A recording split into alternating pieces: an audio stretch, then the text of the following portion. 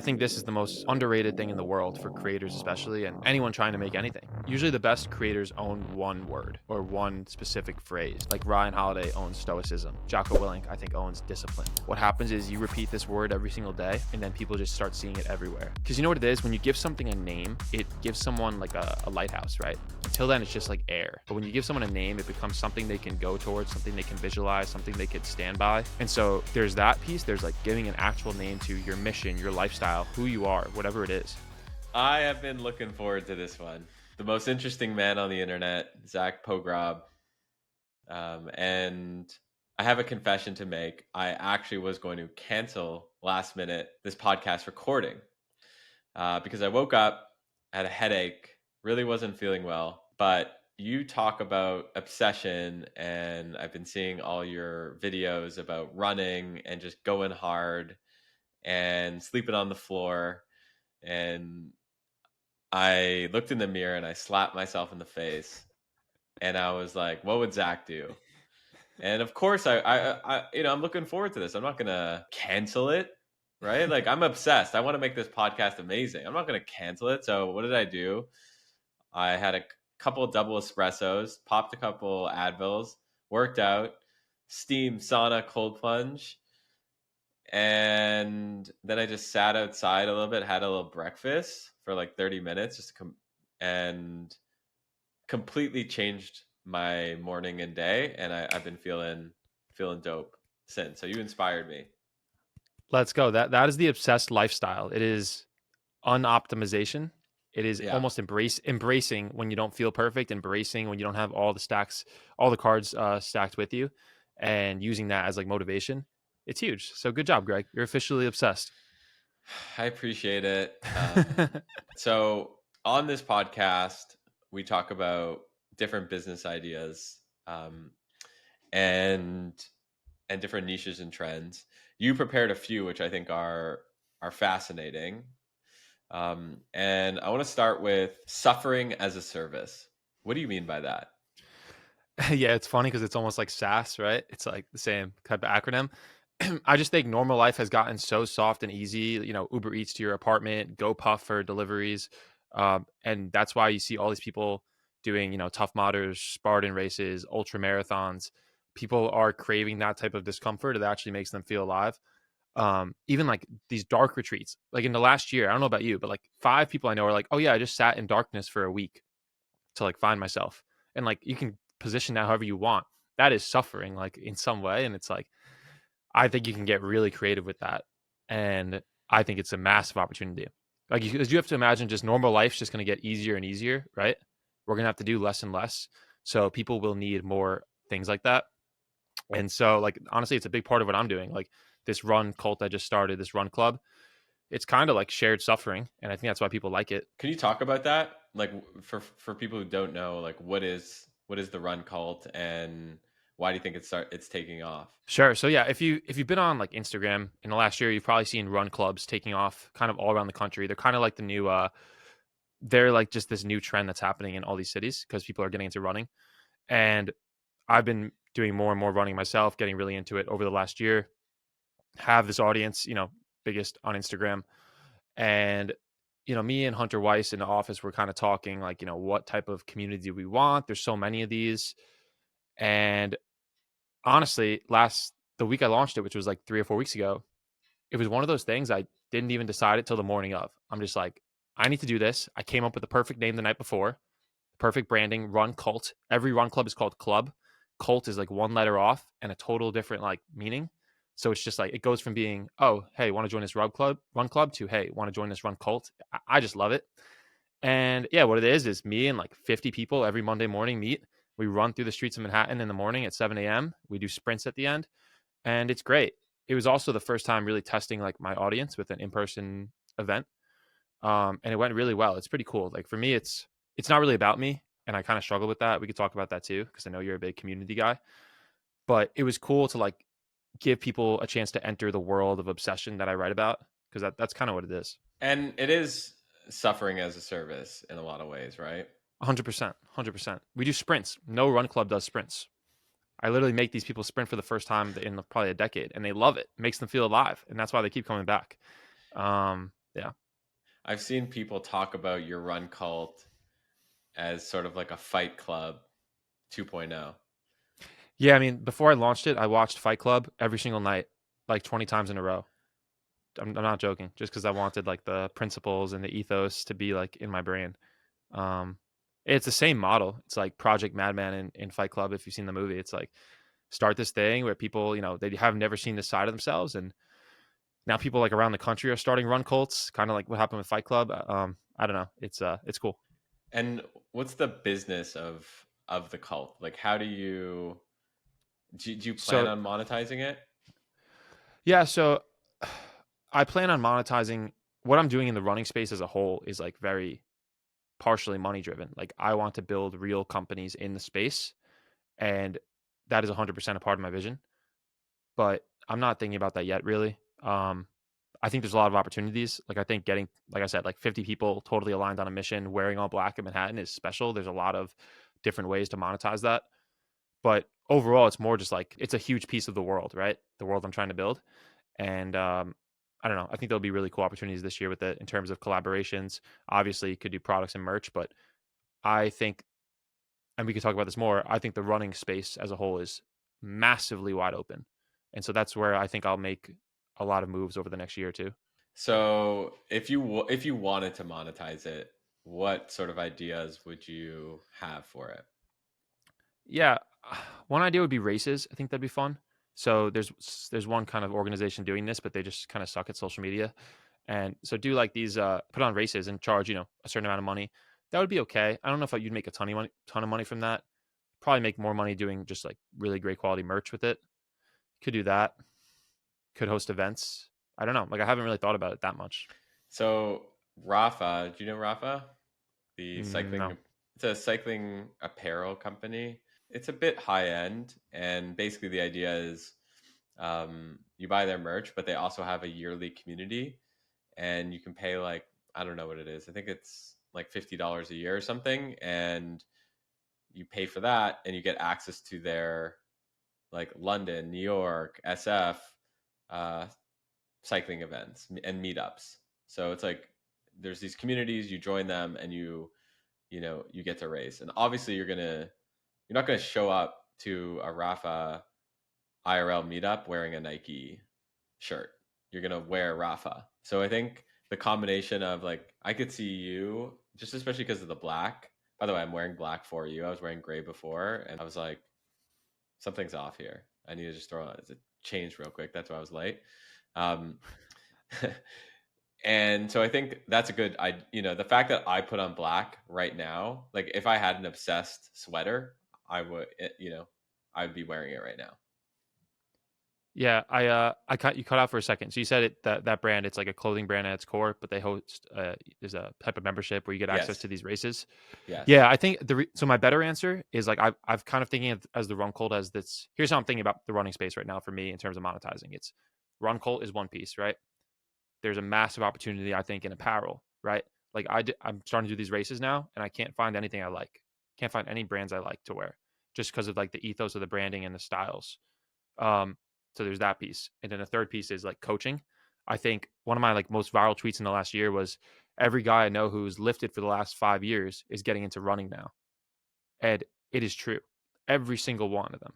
So like there's like the run cult, the apparel, and then some type of coaching branded around this coaching programs app, whatever, um, branded around this type of athlete. And that's really how I'm thinking about it is so you've heard the term hybrid athlete, right? Yeah, Like the Nick Bear model kind of, yeah, right? yeah. He Give like made people that. explain that for people because not everyone knows Yeah, that.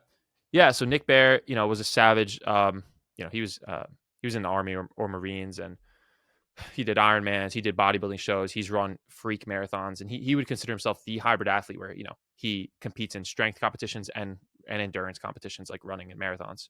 Uh, and that's become a huge thing on social media now. People they do both, they run and they lift. I'm actually not interested in that at all. Like I have barely lifted in the last 3 months.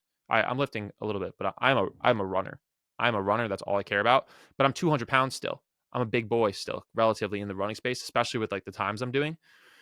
And so I think there's a massive opportunity for me to build this new category of runner where it's like 180 to 200 pounds. A lot of them lifted for most of their like young adulthood, but now they're getting into running and they need something to compete in, right? Because I think like what Spartan does and what like have you heard of High Rocks? High No. Rocks is huge, man. High Rocks is like the new CrossFit for hybrid athletes, basically. It's like it's been around a while, but it's really blowing up. Like every like fitness influencer in Austin that I know is competing in this thing called High Rocks. Anyway, I think there's this new opportunity to build this category for these ex lifters becoming runners to compete in. Doesn't really exist because these guys will never be Olympic marathoners. They'll really never get to like a 2:30 marathon, which is really, really, really fast. But they could still do something insane at their weight. You know what I mean? Like I genuinely think if I keep going in 2 years, I'm going to be the fastest marathoner probably in the world between like 180 to 200 pounds. Maybe it's like a big goal, but like I'll be up there, and it would be sick if I could start this new category and, like you said, races, things like that, where it's designed for these types of people. I think that's a massive. I think if you could create something that people dedicate their life towards, Yeah. that is unlimited monetization opportunities, and it's just sick. Totally. And I think you're thinking about it the right way, which is you're not forcing monetization. Like that's the mistake a lot of people make is they they'll build a community, they'll build a movement, and they'll start with monetization right away. And it's just like you're building something special, and it doesn't know, it's a toddler, it's not an adult. It doesn't know what it wants to be yet. And I think, I uh, like that. I like that a lot. That's a good analogy. yeah, well, I think it's, you struck a chord like with this pain as a service, um, this idea around a new category of runner, like the why now. Like it's very important to ask yourself, like, why now? Like why should this movement exist? And I think there's a lot of reasons why.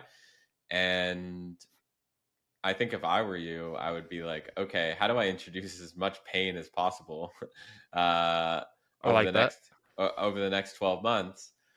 S- Prove out New York City.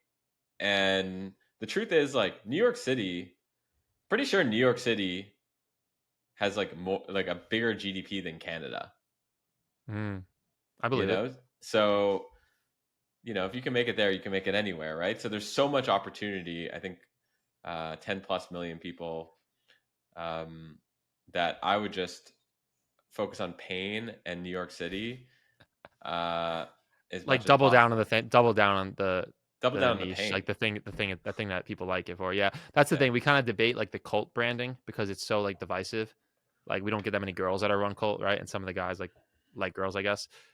And it's right. like, but I'm like, no, like that's the whole magic of it. It's like it is a cult. It is hard. It wouldn't work if you changed the name. So I like that. I will more More pain to the world. pain, more pain, more pain, more gain. No, Exactly. I think there's so many sister brother painful ideas that you could apply. I was Do you watching have this any? thing. There's a Yeah, wild thing. It's called. This is especially true in like the ultra marathon game. I was watching this thing. If you want to Google it, it's a sick documentary called the Barkley Marathons. And I don't know how much you'll see on Google, but it's a great documentary. It's just this random dude in the middle of Tennessee puts on this 100-mile race, right? And to get through it, there's no route, You make your own route, and you have to collect like book pages from trees. So you have to collect pages from books taped to trees to prove you've been on it.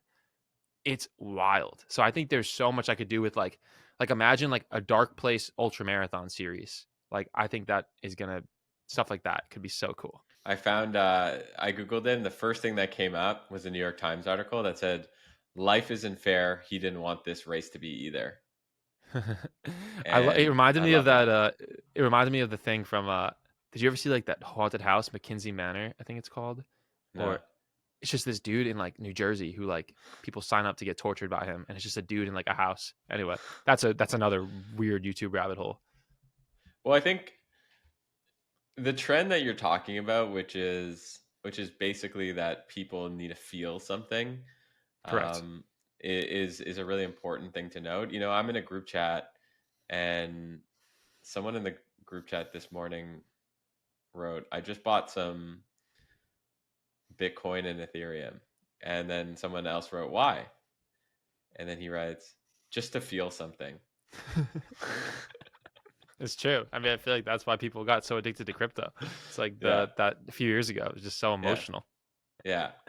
So I think like if you can start like if you can reverse engineer feelings, like that's a good prompt for how to create you know, and you talk about this a lot, a movement versus, you know, a business. Yeah, I like that. Let's move to agencies on the back of creators. What's interesting about that to you?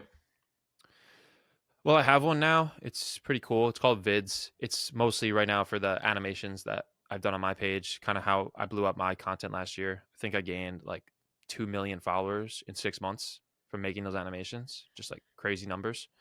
And when it works well, that model is sick for someone like me, where you have talented operators on the back end helping build it, right? Like I've never built real businesses yet, built like small businesses, so it's like trust them. And I think creators on it depends, right? I think creators either massively underestimate or massively overestimate the demand they have, right? And like I think I was in like the underestimating camp, like underestimating how much I made, how many leads I drove from promoting something. So it's like finding those creators who are underestimating it versus the overestimating, right? Because I think more and more creators would sign up for something like this. To be fair, maybe there's not that many, but that have a big enough audience. But I think there's still enough. And I think if you can package a creator's journey and obsession into a service, it can be pretty cool. I still think it's So a good opportunity. how much does it cost to work with you? Like what is the product offering? And do you are you running the agency is my other question. Am I personally? Yeah. No, no. There's an operator. His name is Jordan, running the whole thing.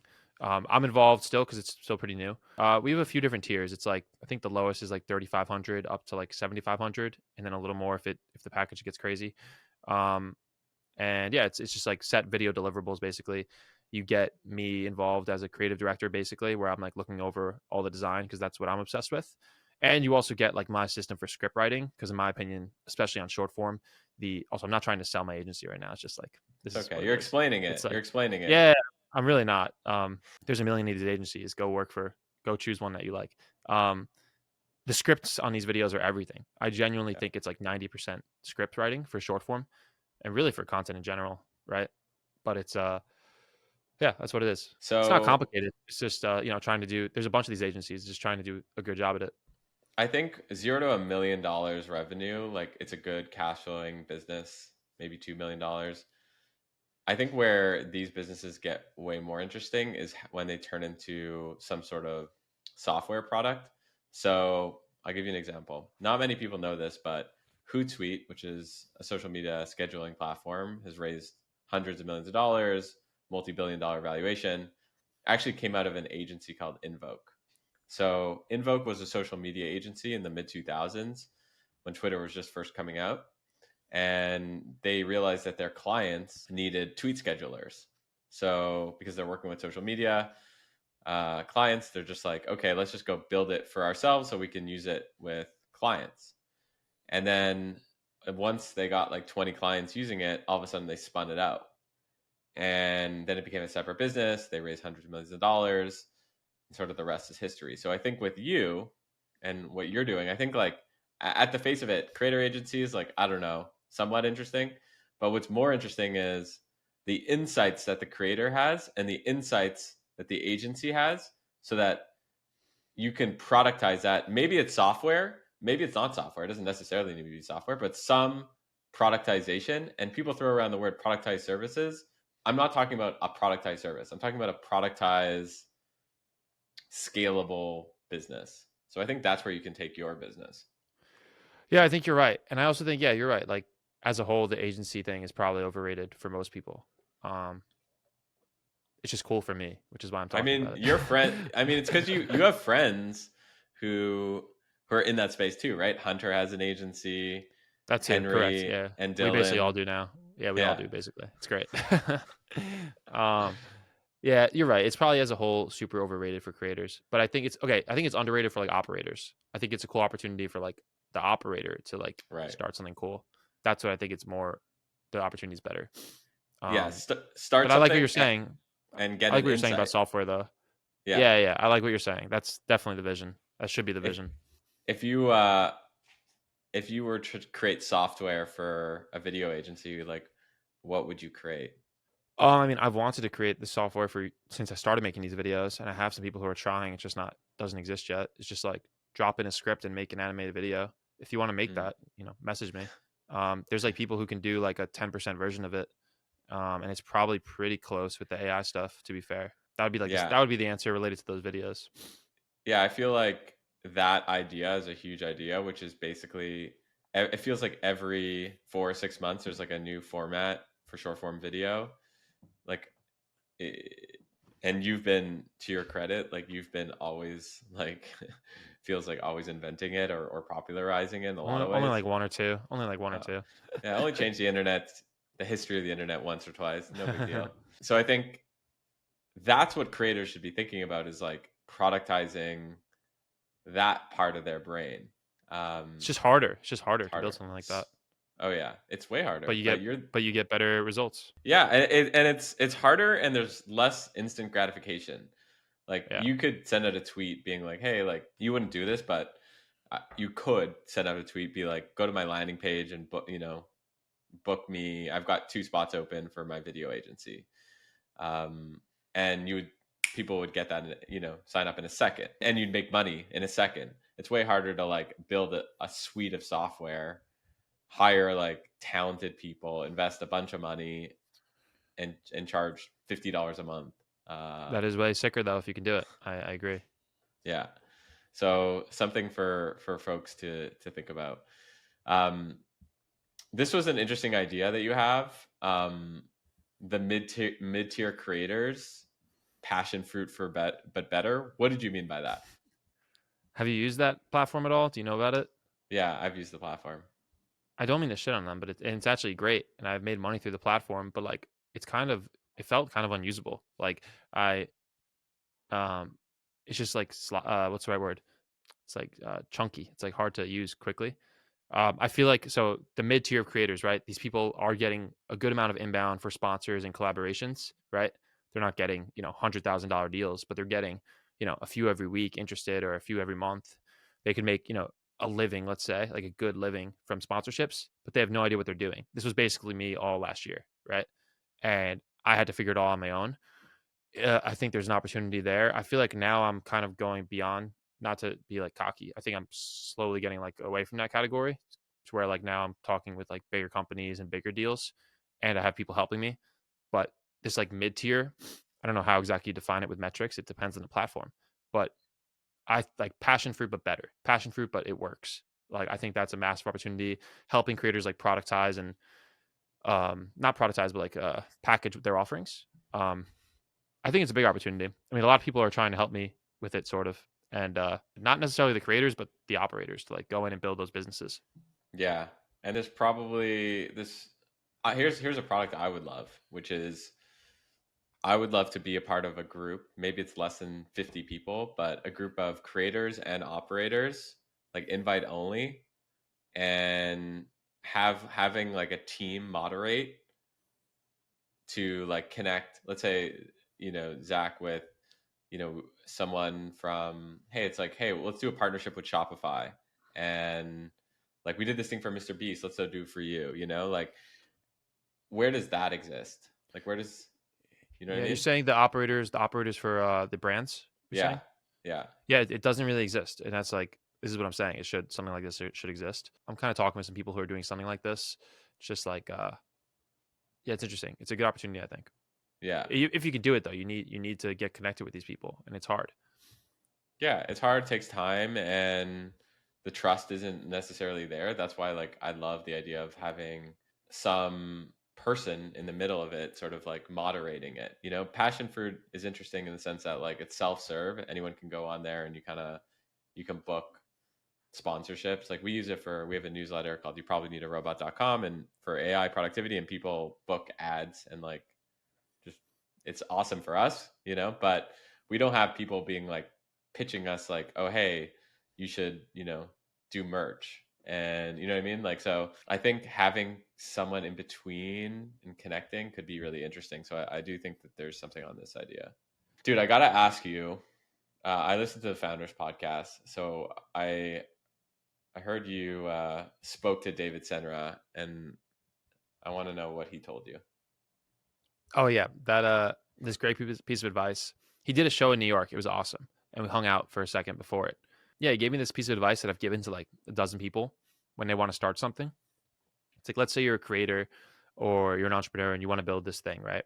You have this list of like the 5 things that you should probably do. Like if you're a creator, that's like, get your Beehive newsletter. It's like get a course going, um, get a carousel for Instagram, like all this stuff, right? That is so like the typical next steps. But usually the creators who have outlier success ignore all of those and they go do something else that's unique. So it's like the advice from him is like take the 5 things that most people would do in the situation, ignore them completely, like actually write them down, ignore them completely, and then go do something else more unique and better. I think that's great advice to like stand out. And it's so simple and tactical. Yeah, and I'm not surprised he has such good advice because like he literally studies the world's best people.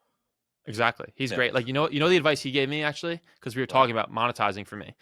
The other piece of advice he gave me, which was great, when I was asking him, yeah, how should I make money from like my community, the obsession stuff? He's like, just build a cult.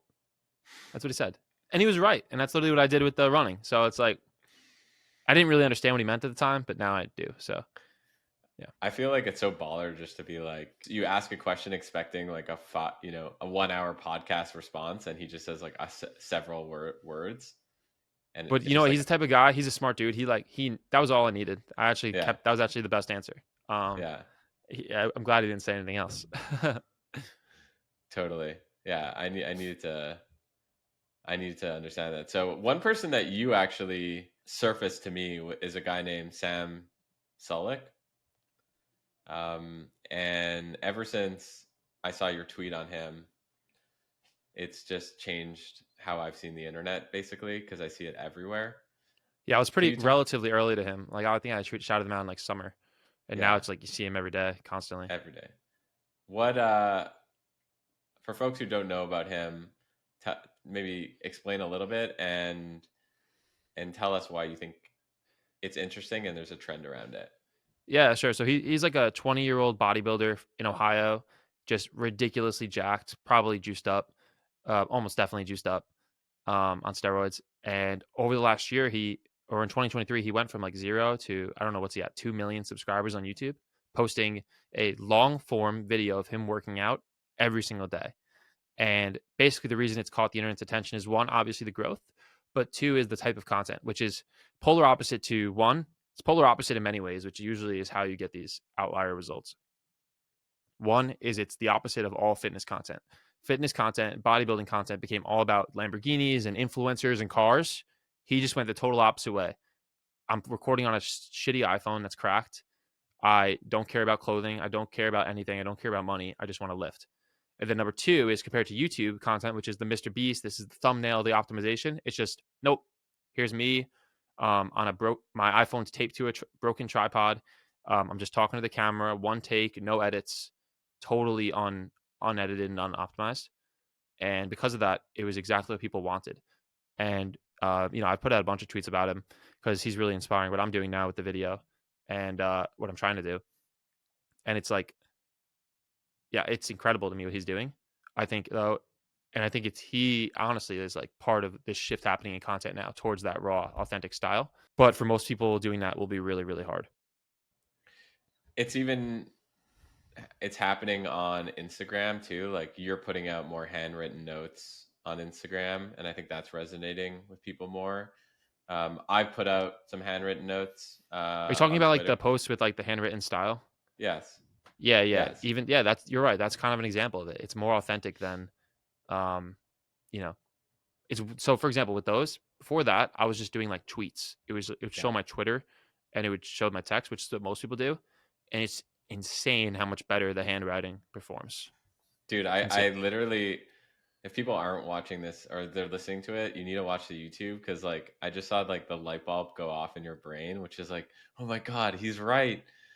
The handwritten thing is more amateur, is the more amateur type thing. There's actually two things there. It is more amateur and authentic. Also, I don't handwrite those. It's actually just like font. But anyway, it's that, and it's also removing your tweet for Instagram, this is like a tactical thing that might be useful. I think Yeah. removing your Twitter thing is so useful because Instagram posts, especially text, they get shared. They grow from people sharing it on their stories. And most people don't want to share a quote with someone's little face and Twitter at. They want to share just text. So if you like think about that logically, it makes a lot of sense. However, it's hard because from a design perspective, they're more used to seeing Instagram. Okay, this is a whole nother thing, but like the design of text posts on Instagram is super important, and it's how I've grown my stuff. And it's like you have to make something that people can recognize instantly, and you want the words to hit their brain instantly, right? So it's like for a tweet, they instantly know what that is and recognize it. Versus a handwriting post, if you choose the wrong font or the wrong style, you're fucked, and they're not going to be able to read it. They're just going to scroll. So it's like you have to make the handwriting style as easy to read as the tweet. Anyway, Mm. side tangent.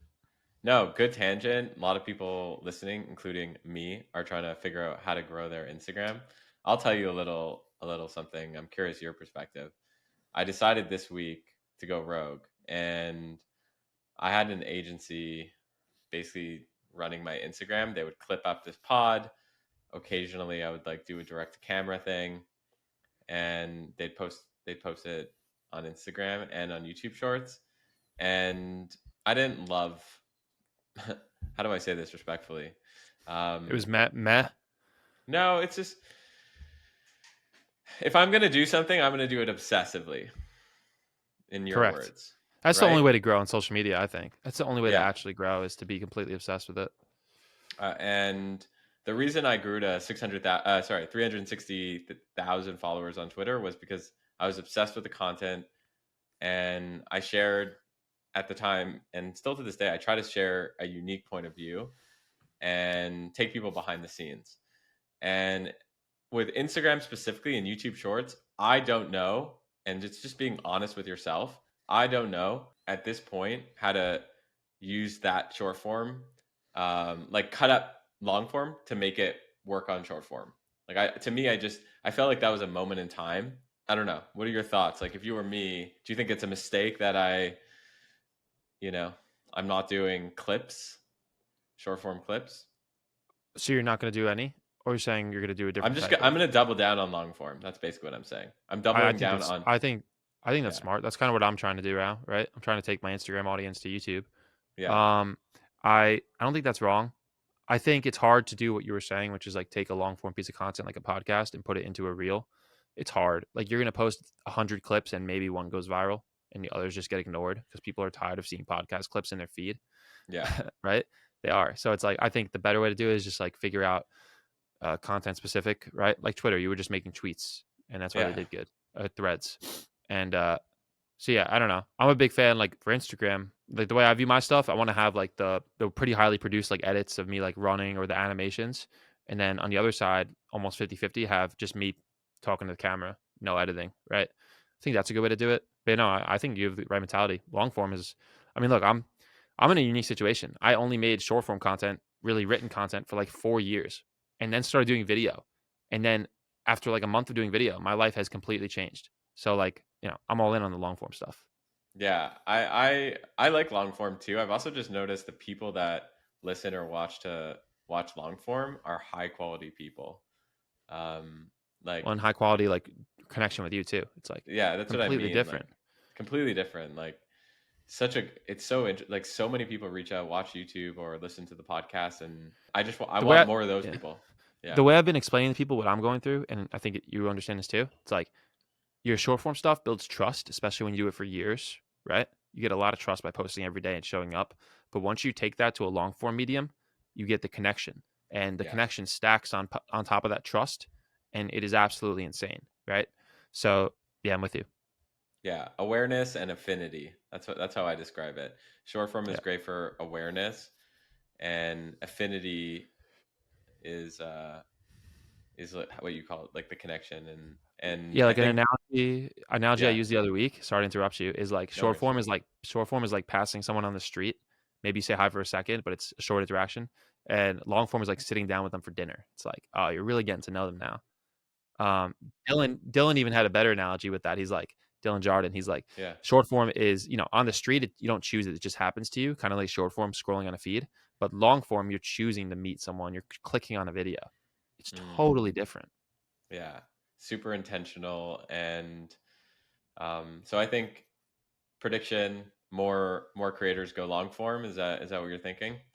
Creators and especially writers, right? Like I think Danny Miranda put out this tweet how all these writers are now doing video, including myself. Yeah, I think like I wrote how the other I think the online writer staple, like that's like kind of a meme now, kind of like a on Twitter. I think it's so overdone and overrated for almost everybody. And like you can't make any money with it, and you can't build a real brand, and you can't build a real trust with your audience unless you're this super unicorn, which is like 5 people. And instead, I mean, it depends what you want to do. But like, Well, if you want to explain that build a this, bit. I'm curious. Like, what do you mean by that? Why can't online writers do well on the internet, monetize well on the internet? I guess they can. I just think it's hard. I think it's hard, and I don't think people are good enough writers. I don't think most people are interesting enough. Like I said, I think for the unicorns you can. But like, look at even someone like Dan Coe, right? Dan Coe has monetized pretty well, but I think a large piece of that is from his videos. He's crushing it on YouTube, and that's why people connect with him, right? Mm. It's like I wouldn't even call him an online writer. He's a writer and a YouTuber, right? He sells writing courses, but he's basically a YouTuber. It's like so that's what I mean. It's like Yeah. there is like the Tim Urbans of the world and the James Clears of the world, but outside of them, there's think about the ones who build real businesses off of just their writing. Sure, there are some newsletter guys like that I'm ignoring for sure, but like for the Yeah. kids starting up, even me who has fucking like 2 million followers from writing, I don't really. I have followers that I have most of my followers came from taking my writing and putting it into videos, right? So even though that's why I have this thing I repeat over and over to people. It's like strict with the message, flexible with the medium. It's like I just want to. This is me though. I don't want to just be a writer. That's why I'm out here running marathons. Like I want to be. I want to do more than one thing. I want to build brands. I want to do that stuff. And for me to do that, I think I have to build my world of obsession into every single medium. And so it's like take the core that works, the writing, and put it into these new packages. I don't know. For me, that's really exciting, and I think that's how I'm going to do everything. Yeah. So, like I said, it depends on your goals, but I just think for most people, it's overrated. I guess my realization with all this is doing multiple formats at the same time is very, very difficult. So You the have to learn reason, one first, kind of. You have to yeah, like really get good at exactly. one first. Yeah. Yeah, it's one at a time. Like my mistake was I was like, oh, I'm an online writer. I write on Twitter and I have a newsletter. I could easily do podcast, short form, long form, like a bunch of other platforms, TikTok, Instagram, shorts at the same time. And it took some awareness to basically be like, no, like that's actually a bad idea. Like go what like and I love that flexible with the format. Is that what you said? Flexible with the Well, format? yeah, that's what I did last year to make it super tactical. Last year, I didn't have those videos, right? The animated videos that got hundreds of millions of views, and I didn't have Obsession as a brand. So at the same time, I basically was like, all right, I'm going to commit to this one message, but I'm going to be super flexible with the medium that I use to get the message in front of more people. And that is like a thing that I don't think anyone does. And if most people don't do either. But when you do both, what it got me is a ton of new fans and a ton of actual true fans who will put obsession in their bio and come to my run cult. It's like that's like one of my favorite ideas I've came up with. That like strict with the message, flexible with the medium. I think it's And good. you've talked to me about, I remember when we met in New York last year, about the importance of having owning a word. Can you talk more about that? Yeah, I think this is the most underrated thing in the world for creators, especially, and anyone trying to make anything. It's like the best people are constantly owning. Well, usually the best creators own one word or one specific phrase, right? Like Ryan Holiday owns stoicism. Jocko Willink, I think, owns discipline or maybe leadership also. He might own both of those. Um, I think it's an extremely powerful way to build a brand because what happens is you repeat this word every single day and then people just start seeing it everywhere. That's like there's like a scientific phrase for that where and especially on like Twitter, it's a very powerful brainwashing platform. Like that's all I'm doing every day is like brainwashing people to believe in obsession, and I think it's working. You can do it tastefully though, where like I don't know, you still follow me, right? Like I'm not that annoying. Like it's like you can do it without being annoying. Um, and I just think it's because you know what it is when you give something a name, it gives someone like a lighthouse, right? Until then, it's just like air. But when you give someone a name, it becomes something they can go towards, something they can visualize, something they could stand by, something they could put in their bio, like mine. Um, and so there's that piece. There's like giving an actual name to your mission, your lifestyle, who you are, whatever it is. And then there's also like I think you should be trying to name everything you do, right? Like the names are like the nodes that let people share your ideas. Without that, how do your ideas get shared? It's basically impossible. You're pretty good at this. You're actually really good at it. You're always coming up with shit. Like, what is it? Like multipreneur. You're great at naming. And so it's like you get it, but a lot of people don't get this. And the challenge is it's very, I think, very, very, very hard. And it takes a How, long time. Yeah, go yeah, ahead. how do you come up with the name? A good one. You have to put out a ridiculous amount of stuff and wait until it's completely obvious. That's the only answer, I think. You have to wait until it's obvious in that other people love it, you love it, and no one else owns it. And then there's also the thin line of you want a name that is super, unique that you can still own it, but rare enough that, unique enough that you can own it, but common enough that it's still in culture, right? Like obsession is all over culture. It's behind all these guys like, Kobe and um, all these people. So it's like that balance. So it's those three things. You love it, they love it, and no one else has it. Super hard. But when I felt it, it was obvious. I started like the obsession movement after a run. It just hit me like, oh my God, this is obvious. I need to tweet this. Like, who is obsessed? Put a black flag. If you're obsessed, put a black flag in your bio. And across Twitter and Instagram, like thousands of people did it. I didn't plan that. There was no planning. Yeah, I had follow obsession in my bio for like a year. So it was ruminating, but it was just boom, obvious, and did it, and it was a good choice. So yeah, that's what I'd say. It's like start paying attention to I just said it, like those three things. So it's so important, and that's why I think you're gonna. I believe my prediction, Zach, you're gonna be a household name in 10 years 10 because years, that's a good timeline. That's 10 fair. years, like you can beat I want me. to do You, it. Is that your goal too? Something like that? no, no, no. I think that we're talking about you right now. I think that I We just could race. Let's race until we're on Oprah. Okay. Is I that the bar? I Or maybe just Ellen. I think that when you pick a category of one and you name the category, which is what you're doing, and you consistently know how to leverage social platforms to create progress, and you show up every day, as long as you're healthy, I just don't see how you don't make obsession every obsessed person's like mission, and they're going to want to play it. I saw a really good tweet by Pascal de Silva, and he said we need more Walt Disney's, less Elon Musk's. Who is that? Who tweeted that? Pascal de Silva, friend Who of is that? mine. He That's a good tweet. It's a good tweet. It like I That's what think it I'm trying only to do. got yeah, I think it only got like a few likes. Check it out. Check it out. Yeah, because I mean um that's exactly what I'm trying to do. Like at the core of Disney, everyone's seen the Disney map. If you're listening to this, yep. probably with all the different Yes. connected parts of their business, at the core was just like what was it, like animation films, right? And at the core of mine is words about obsession. It's what I've done literally since day one, and will never stop doing. And as long as I do that right, it will feed everything. Um, I love that. Yeah, I love that. Yeah, I mean, I think that's the thing. It's like when you stick to this one word, it compounds in the most insane way, right? Because people instantly understand you who you've never met. And so they can explain you really easily. And that creates all these opportunities that happen behind you that you never see. It's like, oh, this is Zach. He's obsession. He's just trying to build the world of obsession. Everyone gets it instantly. Yeah. And like I've only been doing that for like really a year. So like imagine 5 years, imagine 10. It's It co- it it's cool. compounds. It Yeah. compounds quick. You're right. The word of mouth on owning a word is massive. It's especially massive when you live in New York City and you're connected with other people who are connected. A lot of people say like, "Oh, um,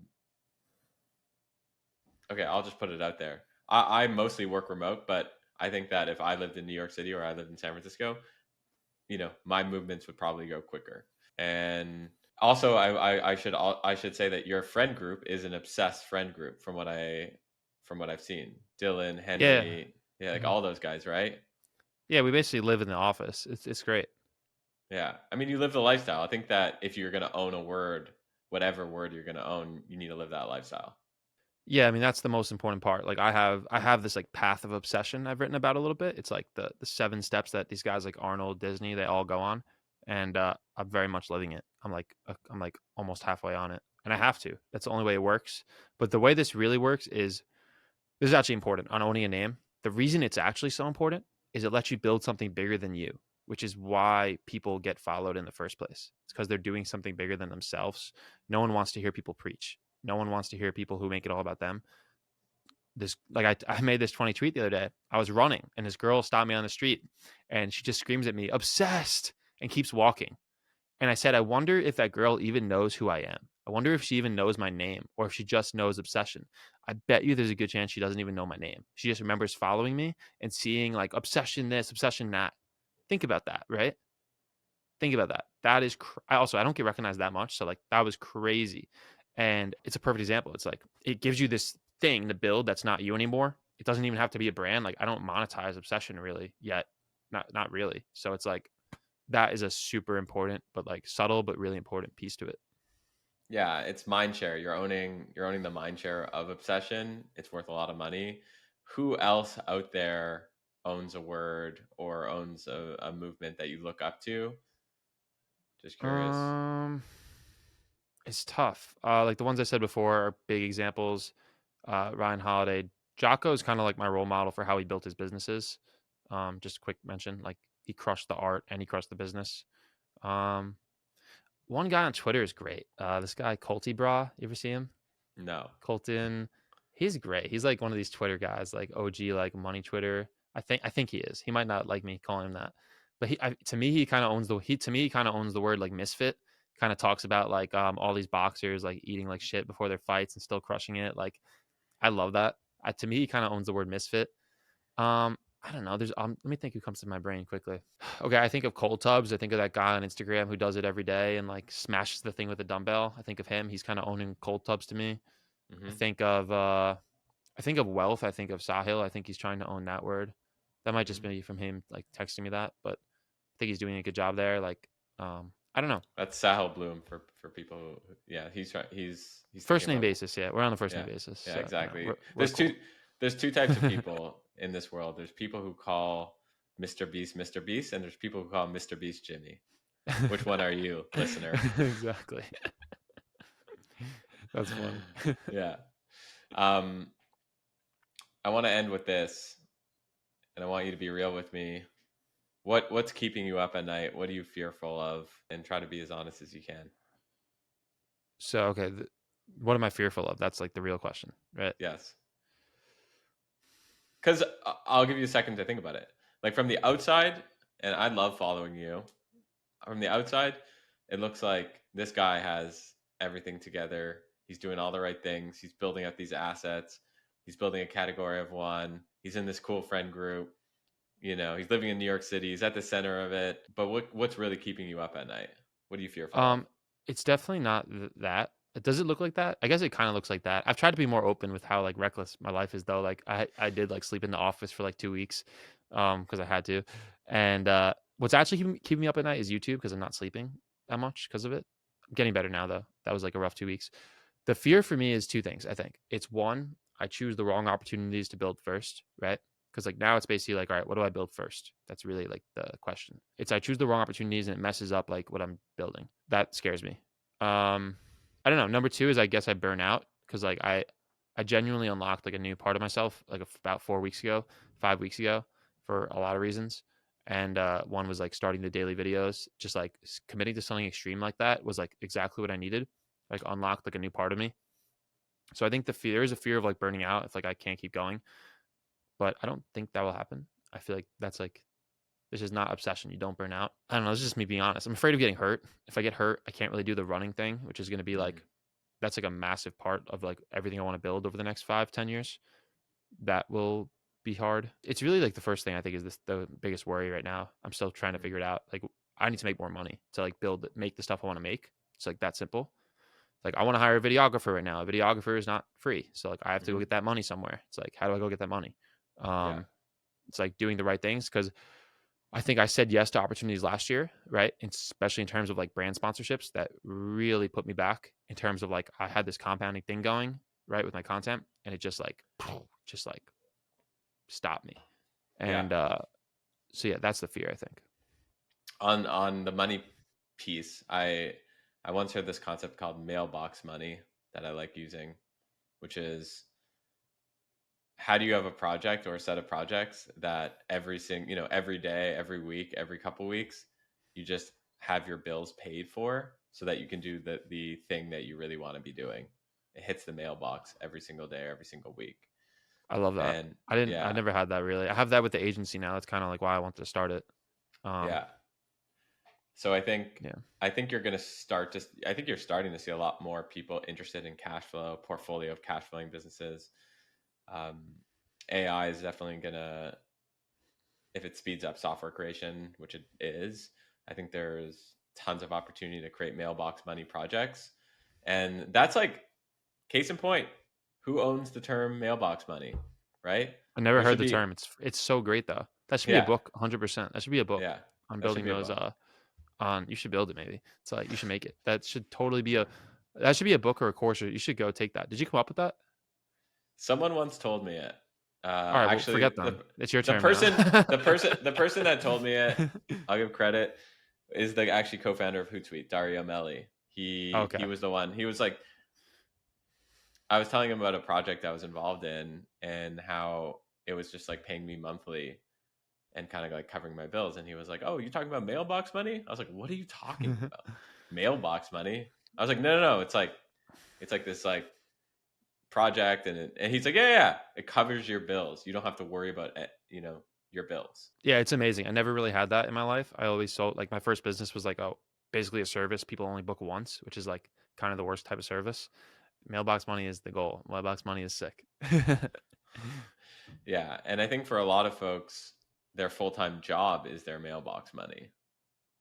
True. And the problem is it's difficult. I don't know about you, but it was hard for me. Like I had a job, when I've had jobs in my life, it was hard for me to like create projects on top of it. Like if I'm working, like I obsess like you, and if I'm working on something, I'm all in, so it's hard to like do a lot of side projects. So I think that's the tough part about having a job. Yeah, I never had a job, but probably because I'm obsessed. I would rather just have like no money and like not sleep than have a job. But yeah, I don't know. That's just me. Not saying I Yeah. recommend it. People who have jobs, mailbox money is possible but difficult. Um, and I think 2024, year of mailbox money. Zach, thank you for taking the time for coming on the show. Thank you. That was fun. We ripped some good ideas in there. Hopefully, maybe. I think Yeah, so. absolutely. I think, yeah, people let us know. Post in the YouTube comments if you liked any of the ideas, or if you have any ideas for one words that you want to own, and where could people get to know you a little bit more? Best place to get to know me is my YouTube. Just Zach Pogrob. You could probably find it by searching that. And that's I'm doing a video every single day this year, trying to make them all long form. They mostly have been like over like 10 minutes. But my biggest platform is Instagram. Pretty active on stories there lately. Zach Pogrob, and Twitter. Twitter is like my favorite platform though for like the cult I'm trying to build and like just like I said, brainwashing like nonstop. If you follow my Twitter, it's very low chance you won't get obsessed.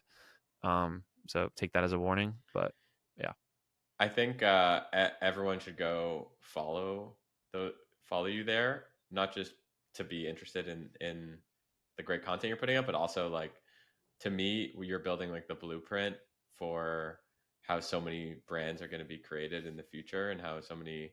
I think there's going to be like a Zach Pogrob for X. It's worth studying, and it is funny. Like no yeah, creators, not to sorry to interrupt you. Like very yeah, few people are doing the name thing, and I just think it's so important. It totally. blows me away. You do it. You're like one of the only ones. Because I Um, love names. I love names. it's the best, dude. Coming up Yeah, with names is the best fucking game ever, and only people who do it understand it. But it is an infinite game. It never ends, and it is so hard. yeah, Yeah, yeah. It's definitely underrated. A good name is totally underrated, and I tweeted this recently, which is premium domains are actually underrated in my opinion. I think so too. Yeah, We didn't need to buy multipreneurship.com, but we did because it was just like, it's just sick. Like yeah, it's sick. It makes your brand look sick. It's like, yeah. yeah, I don't know. I'm a fan. And the other thing about premium domains, quick quick tactical thing for folks is that you can lease them, a lot of them. So, if you find a domain that you really like and you're like, I can't afford $50,000 for this domain. A lot of them you can go and offer them, hey, I can pay you $2,000 a month or $1,500 a month. So I've check heard of that out, that. folks. That's smart. Yeah. Yeah. All right, man. I'll catch you in New York. Let's go. Stay obsessed.